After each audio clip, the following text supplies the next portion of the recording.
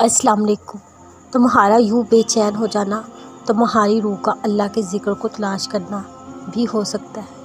تمہارا اس آزمائش میں مبتلا ہو جانا، اللہ کا تمہیں کسی بڑی تکلیف سے بچانا ہو سکتا ہے۔ اللہ کا تمہیں مانگنے کی توفیق دے دینا تمہاری دعاؤں پر کن فیکون بھی ہو سکتا ہے۔ تمہاری تکلیف کا بڑھ جانا، اب کی بار تمہارے صبر کا پھل ملنا بھی ہو سکتا ہے۔ یقین تو رکھو اللہ پر، وہ کوئی نہ کوئی راہ نکال دے گا۔ اس کم کا آ جانا تمہارے لیے بہتری بھی ہو سکتا ہے۔ اللہ کے در سے لگا لو گے، اپنے دل کو اللہ کی رضا میں راضی کر لینا، اس رب پر یقین رکھنا ہی ہے، کیونکہ اس بات کا یقین ہو کہ اللہ جو کرے گا بہترین کرے گا۔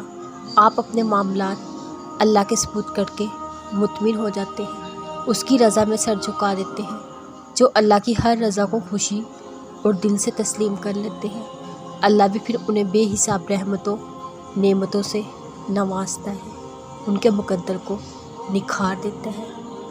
اللہ سے امید رکھنے والے کبھی مایوس نہیں ہوتے، اس سے مانگنے والے اس کے در سے لٹائے نہیں جاتے۔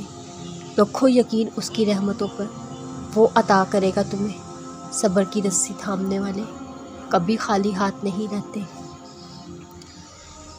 جو تکلیفیں آپ سہ رہے ہو، اللہ کے ہاں اس کا اجر بھی آپ کے لیے ویسا ہی ہے جیسا آپ صبر کر رہے ہو۔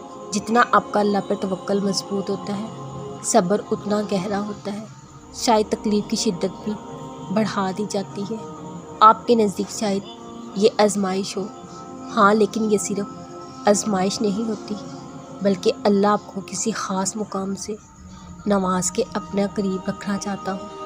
دراصل وہ تکلیف کا احساس بھی آپ کو رب سے جوڑے رکھتا ہے۔ آپ کی ہر تکلیف پر مرہم اللہ ہی رکھے گا، کیونکہ وہ کبھی بھی اپنے بندے کو تڑپتا نہیں چھوڑ سکتا۔ یہی تو اس کی صفت ہے، وہ کبھی چھوڑتا نہیں، سنتا بھی ہے، عطا بھی کرتا ہے۔ کچھ دعائیں جو آپ کے دل سے ہوتے ہوئے زبان پر آتی ہیں یا آنسوؤں کے ذریعے بہہ جاتی ہیں، وہ عرش تک کا سفر بھی طے کرتی ہیں اور قبولیت کے درجے کو بھی پہنچتی ہیں۔ ہاں، کچھ دعائیں ایسی بھی ہوتی ہیں جن پر کن فیکون کی مہر لگا دی جاتی ہے، لیکن صحیح وقت آنے تک وہ دعائیں سنبھال لی جاتی ہیں۔ کچھ دعائیں آپ کی بہتری کے لیے بھی قبولیت کا درجہ نہیں پاتی، لیکن وہ کوئی سزا نہیں ہوتی۔ دراصل اللہ آپ کو کچھ تکلیف دے کر بڑی اذیتوں سے بچاتا ہے۔ وہ آپ کی ان دعاؤں کو کسی اور صورت میں قبول کرتا ہے۔